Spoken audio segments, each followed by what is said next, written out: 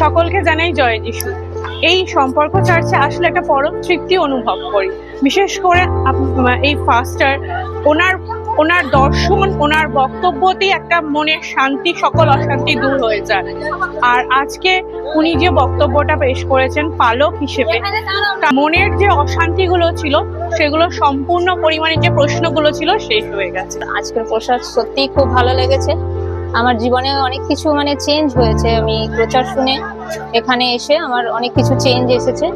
তো আমি চাই আরো নতুন নতুন আত্মা আসুক, তাদের জীবনে অনেক পরিবর্তন হোক। আত্মিক পাস্টার বাবু, উনার বাক্যে খুবই আত্মিক জীবন পেয়েছি।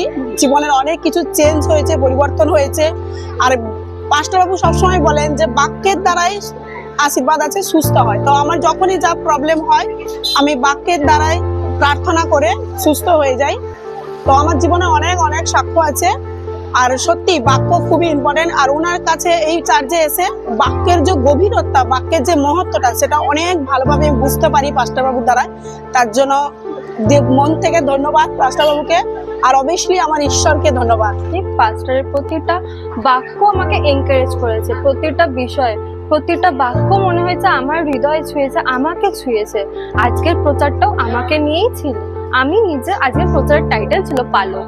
আমাকে এনকারেজ করেছে পাস্টার, যাতে আমি পালকের মতো আমি অন্যকে শিক্ষা দিতে পারি, আমি অন্যকে এনকারেজ করতে পারি। আর বিশেষ করে আজকের বাক্য পালক, আমরা যে পালক এটা আজকে সত্যি জানলাম। আমরা যে নিজেরাও পালক। আমরা ভাবতাম পালক মানে পাস্টার যে চার্চে নেবে, কিন্তু আমরা নিজেরাও যে পালক সেটা সত্যি আজকে জানলাম।